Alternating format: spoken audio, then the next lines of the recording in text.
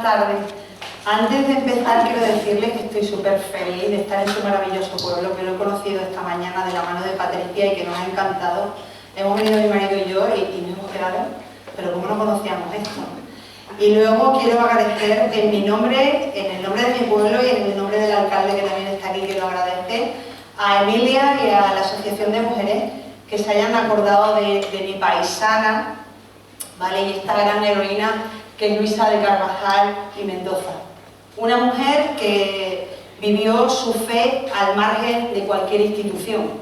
Y esto en un siglo, el siglo XVI, donde el único espacio que había para las mujeres era o el convento o el matrimonio. Pero antes de nada, esta era la sorpresa que le dije a Emilia. Espérate, Emilia, que voy a tener una sorpresa. Antes de nada quiero decirles que a ustedes también les toca Luisa de Carvajal y Mendoza. ¿Vale? Vamos a ver cómo. Vale, lo que ahora mismo están viendo ahí son las dos iglesias, la iglesia de Jaricejo y la iglesia de Berzocana. Y algo llamativo hay, ¿no? Y tanto, ¿no? Parecen primas hermanas, ¿no? Vamos a ver la obra de lateral. Igual, se parecen y bastante. ¿Por qué se parecen? Bueno, pues además de por lo que nos ha explicado Patricia esta mañana, que tienen el mismo cantero, que es el trujillano Sancho Cabrera, es decir, el mismo arquitecto de la época que la diseña, lo que nos une es el señor, el mecenas que encarga las dos iglesias. Y ese es el obispo Gutiérrez de Vargas y Carvajal. ¿Vale? Gutiérrez de Vargas y Carvajal fue un teólogo y gran mecenas del Renacimiento español. Encargó más de 30 obras en el tiempo que fue obispo y puso en marcha más de 30 obras en la diócesis de Plasencia, entre ellas su iglesia y la nuestra. Por eso, hace unos meses, que me decía Patricia esta mañana, que ella también estuvo en la presentación, hace unos meses se presentó en mi pueblo un proyecto turístico que se va a poner en marcha y que ese proyecto turístico se llama La Ruta de Gutiérrez de Vargas y Carvajal, como ven ustedes ahí. Ese proyecto se presenta en mi pueblo porque mi pueblo tenía un señor feudal que se llamaba don Pedro Sánchez, que murió sin herederos. Y como muere sin herederos, decidió dejar Jaricejo y todo el término de Jaricejo a los obispos de Plasencia. Por tanto, los obispos de Plasencia y el clero placentino van a utilizar Jaricejo como lugar de descanso. Bien, y aquí entra Gutiérrez de Vargas, que llega a Jaricejo, ¿no? Gutiérrez de Vargas es llega a Jaricejo. Y por eso, bueno, cuando llega a Jaricejo, él decide que también morir en Jaricejo. Estaba malo en Madrid ya de la gota y dice, no, yo tengo que estar en Jaricejo. Para él Jaricejo era su villa. Por eso este proyecto se va a presentar en mi pueblo, en Jaricejo. Y ven ustedes que, por ejemplo, a mí me llamó la atención, bueno, yo intenté que se presentara en Jaricejo, ¿no? Hicimos bastante desde Jaricejo para que se presentara allí. Pero fijaros que teníamos que competir con ciudades como Plasencia, ¿no? Y esta ruta recorre, ven ustedes ahí, Plasencia, Casas de Millán, Jaricejo, Berzocana, Trujillo, Medellín y Guareña. Pero lo cierto es que hay muchas más iglesias en muchos más lugares que pone en marcha Gutiérrez de Vargas y Carvajal. ¿Pero por qué nos une Gutiérrez de Vargas y Carvajal? Pues a ver, el padre de Gutiérrez de Vargas y Carvajal era Francisco de Vargas, que se lo he puesto ahí arriba.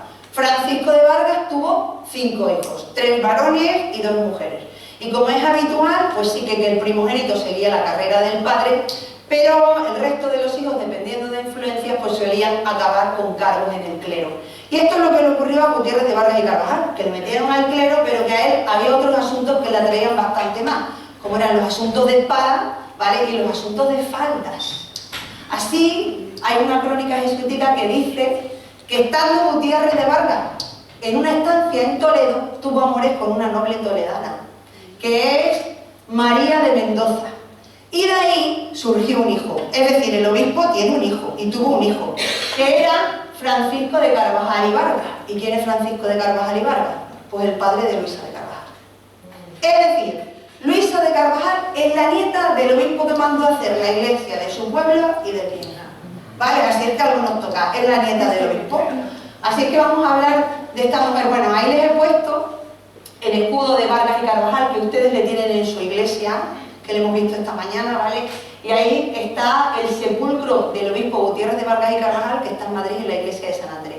Aunque él quiere morir en mi pueblo, y se encuentra mal cuando está en Madrid construyendo este sepulcro, el sepulcro no estaba terminado, y entonces decide venirse a Jariceo y que lo entierren en un pueblo, en lo que tenemos nosotros al lado, que es Torrejón el Rubio, que allí había un sepulcro de su familia, hasta que estuviese terminado el de Madrid, y luego ya le llevaron a Madrid.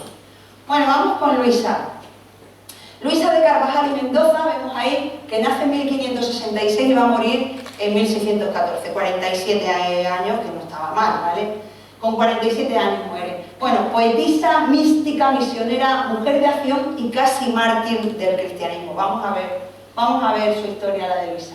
Bueno, la conocemos la historia de Luisa no porque estamos hablando de una mujer del siglo XVI, a caballo entre el XVI y XVII, y lo que sabemos de ella lo sabemos porque ella lo escribió. Lo que sabemos de ella lo sabemos porque ella escribió más de 180 cartas. 150, como ven ahí, enviadas desde Londres, 30 enviadas desde Madrid y otras tantas entre Madrid y Valladolid. ¿Vale? Además de esto, también tenemos su preciada y valiosa poesía. Escribió unas 50 poesías, que hay algo más, donde ahí, pues en su poesía conocemos su trayectoria tanto vital como espiritual.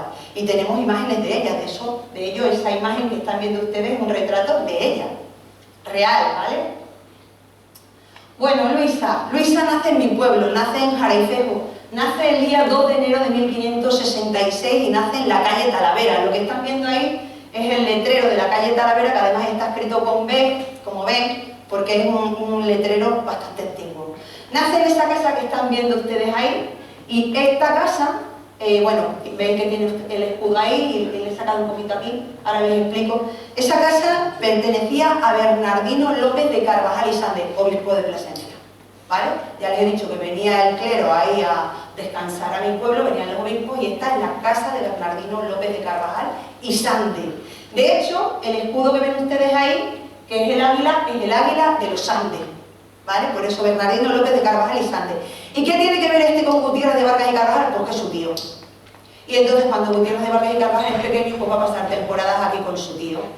Gutiérrez de Vargas y Carvajal cuando venga a mi pueblo no va a vivir aquí, no. Él se va a construir un pedazo de palacio, el Palacio Episcopal, que todavía nos queda algo de él. Si van ustedes a mi pueblo ya se lo enseñaré, ¿vale? Todavía nos queda algo de ese palacio.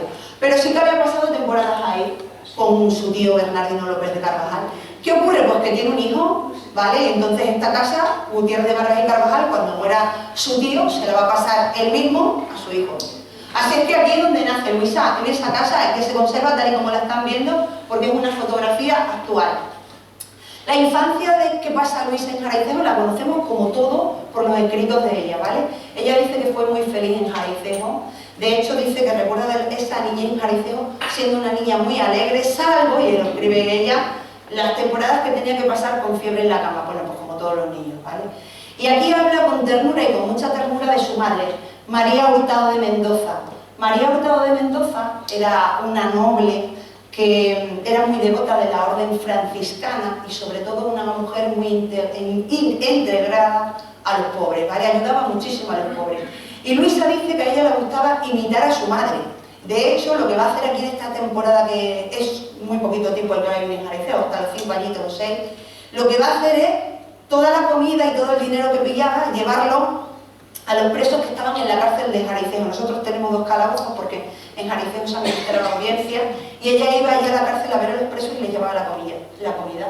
Y todos los niños pobres que había por Jariceo buscaban a Luisina, porque ella todo lo que pillaba lo entregaba. Se va pronto de Jariceo, muy pronto, porque su padre es destinado a León, destinado como corregidor. Un corregidor es el que hace cumplir las leyes que en este caso mandaban los reyes en esa ciudad. Cuando llegan aquí a León, el curso de la vida de Luisa va a cambiar enormemente, porque estando aquí, su madre enferma de tifus por un pobre al que cuidaba, y su padre es contagiado por su madre, total que mueren los dos. ¿Cuántos años tiene aquí Luisa? Pues 6, no tiene más. Vale, cuando se queda sin padre y sin madre. ¿Qué hay que hacer entonces? Pues la mandan a Madrid, y la mandan a Madrid con su tía María Chacón, ni más ni menos. Con María Chacón, que era el aya, la cuidadora de las hijas del rey, de Felipe II. De hecho, Luisa escribe que ella jugaba a las muñecas con las dos que ven ustedes aquí, que eran las hijas de Felipe II, que era Isabel Clara Eugenia y Catalina Micaela. Ella habla de esta etapa jugando con las hijas del rey a las que cuidaba su tía, ¿vale? Su tía abuela María Chacón. María Chacón también era la madre de otro obispo, el que tienen aquí, que es Bernardo de Sandoval y Rojas. De esta etapa, Luisa dice que vivían en un palacio, estamos hablando de una noble, ¿vale? La familia, estamos hablando de los Mendoza, de los Pachecos, eran las familias castellanas pudientes en este momento, siglo XVI, siglo XVII. Y Luisa dice que vivían en un palacio cercano a este monasterio, esto es una foto actual, a este monasterio que es el de las Descalzas franciscanas, y ella recuerda jugar en ese claustro. Esto ya les digo que todo lo que les estoy contando es de sus textos, ¿vale? En 1576 también muere María Chacón. Su tía que la cuidaba también muere. Así es que ahora la mandan con su tío, que era don Francisco Hurtado de Mendoza, el hermano de su madre. Francisco Hurtado de Mendoza, conde de Monteagudo y marqués de Almazán. La mandan con su tío a Soria, a ese castillo que están viendo ahí, que es el de Monteagudo de las Vicarías en Soria. Pero Luisa, ahí cuando llega no están sus tíos. Su tío era embajador en Alemania, en ese momento, embajador en Alemania, embajador español en Alemania. Así es que Luisa cuando llega ahí, lo que va a estar es con sus primas, porque su tío se había ido a Alemania solamente con su mujer, y cuando Luisa llega a Soria, a ese castillo de Monteagudo, está con sus primas y con una aya que las cuida. Esta aya que las cuida era Isabel de Ayllón, que esta era una mujer súper recta. Esta imagen que están viendo ustedes aquí, esta la he creado con inteligencia artificial, y cuando la inteligencia artificial me dio esta mujer, digo, mira, es que es clavada. Una mujer súper recta que no dudaba en azotar a Luisa cada vez que se salía de la pureza que ella consideraba que había que tener. ¿Vale? Bueno, poco después su tío regresa de Alemania y entonces ya no se quedan en Soria, sino que se trasladan a Pamplona. Ya llevamos, fíjense aquí, cuando están en Pamplona, aquí estamos en plena adolescencia de Luisa, o sea, en muy poco tiempo ha vivido en muchos sitios. Se trasladan a Pamplona y ahí en Pamplona, con su tío, ella empieza a admirar muchísimo a su tío. ¿Por qué admiraba a su tío? Bueno, de hecho, su tío se ponía a trabajar y ella se ponía a mirar a su tío. ¿Por qué admiraba tanto a su tío? Porque su tío había defendido el catolicismo en Alemania, en los estados alemanes. En aquel momento los estados alemanes estaban en una efervescencia enorme porque había un monje agustino que se llamaba Lutero que empezó a criticar las estructuras de la iglesia. Lutero empieza a criticar, por ejemplo, que donde él vivía, los cristianos compraban unos papelitos que se llamaban bulas de indulgencia, y Lutero veía como esta gente los compraba porque les decían, oiga, que si compra esta bula va usted directo al cielo sin pasar por el purgatorio. Claro, ¿por qué estaba haciendo esto la iglesia? Porque estaba construyendo el Vaticano y necesitaba dinero. Entonces Lutero empieza esto a criticar las estructuras de la iglesia, y aquí es donde surge el protestantismo. Entonces la iglesia tiene que hacer algo y pondrá en marcha la contrarreforma, que ahora les hablaré de ella. El caso es que su tío, cuando está en Alemania, él defiende el catolicismo. Y a Luisa le gustaba como su tío había defendido ese catolicismo. Y su tío se convierte en la guía espiritual y también cultural, porque le dio una cultura estupenda a Luisa, de Luisa. ¿Vale? Entonces, entre los libros que va a leer, que le aconseja a su tío, tenemos ahí la lectura de San Ignacio de Loyola.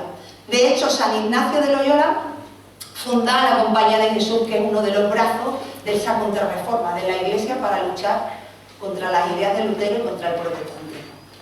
Bien, pues esto es una de las lecturas, por ejemplo, que hace Luisa. También le gustaba mucho leer sobre el cisma inglés, que ahora después les hablaré sobre ello.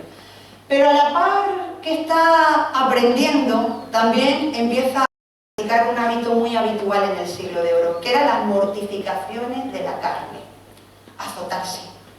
¿Vale? Esto lo empieza a practicar, pero lo curioso es que lo empieza a practicar a escondillas de su tía, en una capilla sin que su tía se entere, y con su tío. Luisa solía llevar poca ropa y esto era llamativo, y su tío miraba cómo ella se azotaba. Dicen algunos historiadores, como Glynn, Robertson, dice que aquí es donde van a empezar las experiencias espirituales de Luisa, y de aquí van a ser la base para sus escritos místicos posteriores.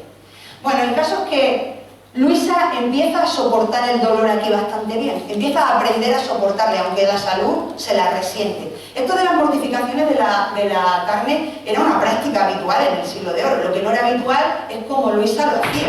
Era una práctica para mantener la pureza.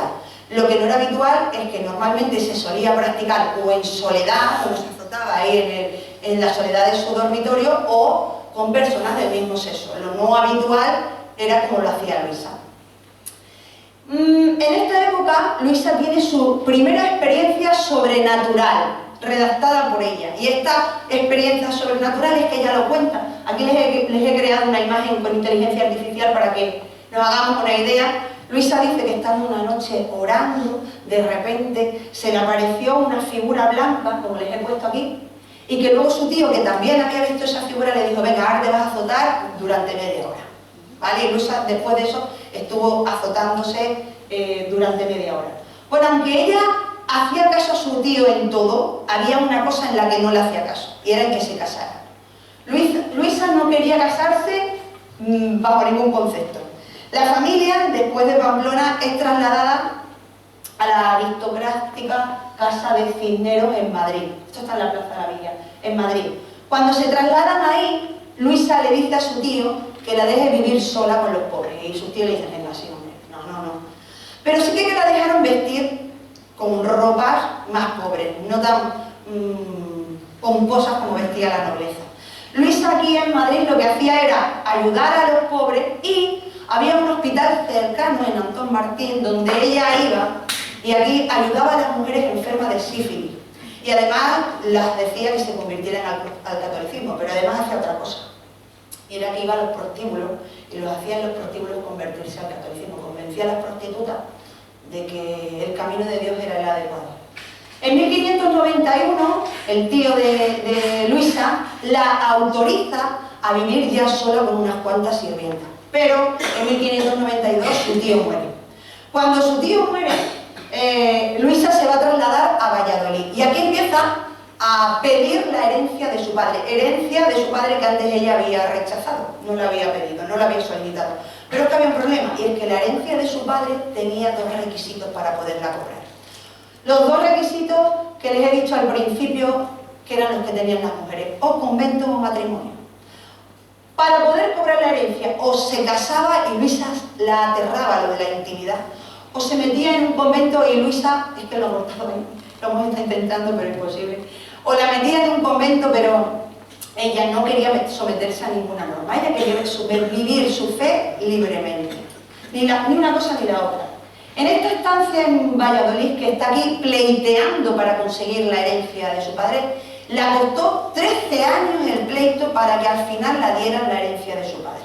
Y durante este tiempo que está en Valladolid es cuando ella empieza a escribir sus primeras poesías. Entre esas, bueno, las poesías es poesía mística, ahora lo veremos después, les voy a leer, pues nada, por ejemplo esta que he puesto: ¿cómo vives sin quien vivir no puedes? Ausente silba el alma, tienes vida y el corazón a que esa misma herida gravemente atraviesa y no te muere. Dime si eres mortal o inmortal eres. Vale, son poesías donde, por ejemplo, Silva, que después lo vamos a volver a ver, Silva es un seudónimo que ella utiliza, es una pastora, pero en realidad es ella misma, para referirse a ella. Las poesías son de amor divino, del amor con Dios o hacia Dios, ¿vale?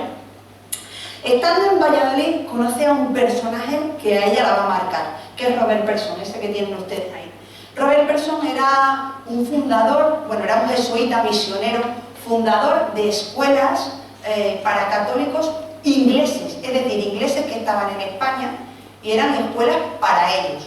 Bueno, Robert Persson le cuenta la situación que estaba viviendo Londres y a Luisa la cautiva. Entonces Luisa decide irse a Londres, pero estamos hablando de una mujer en el siglo ya XVII que se marcha a Londres en 1605 sin saber inglés y siendo una mujer. Se marcha ella sola, y no como solían marchar los misioneros que iban en grupo. Se va ella sola, un año antes. ¿De dónde saca el dinero? Un año antes había cobrado en 1604 la herencia de su padre. La herencia de su padre que utilizó para dos cosas. La primera para el viaje y la otra la donó al completo a los jesuitas. Bien, pues Luisa viaja y ese viaje, lo cuenta ella, fue un viaje súper ajetreado, tanto que estuvieron a punto de naufragar. Pasaron todos un día en el agua y dice, según lo cuenta, que se salvaron porque ella no hacía nada más que agitar un pañuelo en el agua, un pañuelo blanco. El caso es que después de pasar un día en el agua, Luisa llega a Londres. Bueno, el Londres que recibe a Luisa es un Londres complicado para los católicos. En el año 1534 se había producido un cisma. ¿Y esto qué es? Esto es que el rey Enrique VIII estaba casado con una hija de nuestros reyes católicos, que se llamaba Catalina. Pero él estaba enamorado de una noble que se llamaba Ana Bolena. Y entonces le dice al Papa, tienes que permitirme que me divorcie o declarar nulo el matrimonio con Catalina y que me case con Ana Bolena. Y el Papa le dijo que ni por asomo. ¿Qué hizo entonces él? Pues decir, pues cisma, rompemos con la Iglesia de Roma y el dueño de la Iglesia en Inglaterra voy a ser yo. Es decir, el máximo dirigente de la Iglesia inglesa era el rey, ¿vale? Y ahí va a aparecer lo que conocemos como el anglicanismo. Bien, entonces, el Londres que recibe a Luisa es un Londres que persigue a los católicos, porque se está extendiendo el anglicanismo. Los católicos no los podían ni ver. De hecho, al poco de estar Luisa en Londres, estalla lo que se conoce como la conspiración de la pólvora. ¿Qué es esto de la conspiración de la pólvora? Pues esto era un complot entre los católicos, para ni más ni menos que volar el Parlamento y matar al rey, que por aquel entonces era Jacobo I. Claro, esto lo intentaron los católicos, pero fracasaron. ¿Qué ocurre? Porque los pillaron a todos y a la horca. ¿Vale? Todos ajusticiados. Entre uno de los que ajustician está Enrique Aragonés, que era un jesuita amigo ya de Luisa, y esto le va a doler muchísimo. ¿Qué hizo Luisa en aquel momento? Pues todos los cuerpos de los católicos que mataron, todos los que pudo, los recogió y los envió a sus países de donde eran, ¿vale? Enviaba los cuerpos, o lo que ella pudo recoger de esos cuerpos, y los enviaba a cada uno a su lugar. Bueno, ella entra también en política, es que es una mujer influyente y atrevida, ¿eh? En un principio es que no sabía hablar inglés, ¿vale? Es atrevida. De hecho, entra en relaciones tal cual, tenemos las cartas, tanto con Francia como con Holanda, incluso plantea la posibilidad de invadir Irlanda para defender a los católicos. O sea, todo esto ella. Claro, era un dolor de cabeza a ella. Ella cuando se va, el único lugar que había para poder proteger a los católicos en Londres era la capilla de la embajada española, porque los españoles eran católicos. La capilla de la embajada española. ¿Ella qué hace? Se va a vivir muy cerca de esa capilla. Entonces, muy pronto, con todo esto que ha hecho Luisa, Luisa se convierte en un referente de la sociedad católica londinense. Estamos hablando del siglo XVII y de una mujer. De hecho, la criticaban, ¿vale? La insultaban. Ella vivía todo esto, pero a ella no le importaba. Es que se iba a las cárceles a hablar con los católicos que estaban presos. Por la calle se enzarzaba en disputas contra anglicanos para que se pasaran al catolicismo. No le importaba nada de esto. Tantos insultos había que nadie daba crédito que una mujer pudiera llegar a hacer esto, que decían que en realidad hay quien decía que era un hombre disfrazado, que era un sacerdote que estaba disfrazado, porque no creían que una mujer pudiese hacer todo esto. Pero es que Luisa, para los embajadores españoles que estaban allí, era un dolor de cabeza, porque tenían que estar todos los días sacándola de pleitos, ¿vale? Uno era Pedro Zúñiga y el otro Pedro Sarmiento. Primero Pedro Zúñiga le decía a Luisa, vete para España, que mira lo que estás liando aquí. Y tanto que lió, que la llevaron, como les he enseñado ahí, 2 veces a la cárcel. Estuvo en la cárcel en 1608 y otra vez en 1613, una vez antes de morir, ¿vale? Diego Sarmiento, el segundo embajador que estuvo mientras que ella estaba allí, hizo lo posible para que el arzobispo de Canterbury, que eso era una autoridad gigantesca, que era John Arrow, que se había empeñado en meter otra vez a Luisa en la cárcel, y la metió. Diego Sarmiento, que era el embajador español en ese momento, hizo lo posible para que Luisa no fuese a la cárcel, pero fue. Luisa terminó yendo a la cárcel. Bueno, entre todas estas cosas que hace Luisa allí en Londres, funda una congregación soberana de la Virgen María.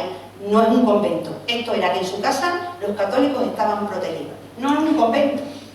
Luisa no quería someterse a ninguna norma de convento ni a ninguna ley. Era una congregación que se reunían, como ven ustedes ahí, en su casa, ¿vale? Bueno, El rey ya toma cartas en el asunto. Ya estaba Felipe III y Felipe III dice, venga Luisa para España. Pero cuando justo lo están gestionando, que ya no quería venirse porque quería seguir allí defendiendo el catolicismo, Luisa muere. Este segundo encarcelamiento ya la hizo huella bastante y Luisa muere. Bueno, cuando murió, la comunidad católica londinense preparó ahí un pomposo funeral y todo. Bueno, pomposo no porque a Luisa no quería, pero le afectó bastante a toda la comunidad católica londinense la muerte de Luisa. Y desde entonces, bueno, al año siguiente ya la trajeron a Madrid y desde entonces los restos de Luisa descansan en ese monasterio que ven ustedes ahí, que es el monasterio de la Encarnación, y donde están la mayoría de sus escritos autobiográficos. Todo lo que ella escribió está aquí en el monasterio de la Encarnación. Está aquí. Sí.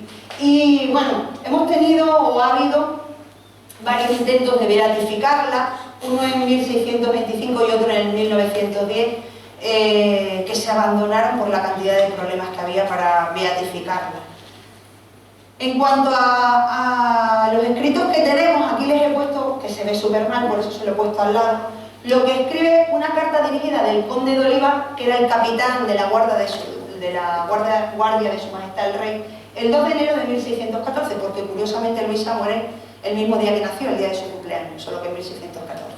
Muere el 2 de enero de 1614 y esta es la carta donde se detalla la muerte de Luisa. Esto es lo que escribe el conde Oliva, el capitán de su majestad el rey. Escribe lo siguiente: a mi señora doña Luisa de Carvajal le ha cumplido Dios lo que deseaba, que era morir en Inglaterra, y mártir, porque hoy ha expirado de una larga enfermedad y muchas causadas por su gran abstinencia y penitencia. Nos ha dejado con grandísima ternura y soledad, y por otra parte con muy gran consuelo de la paciencia con que sufría sus ataques y las persecuciones que tuvo en este reino y que ayudaron a acabarla y la hicieron mártir, y la alegría y contento con que acabó ha sido cosa rara como su vida y su muerte. Ahí mismo él dice que como su vida y su muerte, la manera de morir que tuvo, su vida y su muerte también fueron raras, o la manera de vivir que tuvo Luisa fueron ya raras para una mujer del siglo XVI y del siglo XVII. Se ve perfectamente la carta, lo único que hay tan lejos que no la ven. Hay muchos escritos, sobre todo ingleses, sobre ella. Ahí les he puesto algunos, ahí ven la vida y escritos de Luisa de Carvajal y Mendoza. Esta imagen es de un libro inglés, esta es el título de esa. Ahí ven otro libro, una misionera española en la Inglaterra del siglo XVII, doña Luisa de Carvajal y Mendoza. Y aquí lo que hago es hablarles sobre sus escritos. Sus escritos, su poesía es religiosa, espiritual, nos metemos en la mística como Santa Teresa de Jesús y utiliza clásicos como los de Santa Teresa, ¿no? Vivir sin vivir, es un romance espiritual con Dios lo que utiliza ella, y ya les he dicho antes que utiliza un seudónimo, no habla de ella, el seudónimo es Silva, que es con lo que ella va a aparecer en esos poemas. Y aquí, poemas, esposas, dulces, lazo deseado, ausentes trance, hora victoriosa, infamia felicísima y gloriosa, holocausto en mil llamas abrazado. Bueno, el típico vocabulario que utilizaban las místicas en este momento. Hay una imagen de uno de sus libros, igual que aquí aparecen 4 sonetos de ella. Vemos ahí doña Luisa de Carvajal, soneto espiritual de Silva. Silva es el seudónimo que les he dicho que utiliza. Bueno, y ya, muy rapidito terminé. La imagen que tienen ahí es una imagen que se encuentra en el monasterio de la Encarnación, que vino de Londres y la tienen ahí, esa imagen.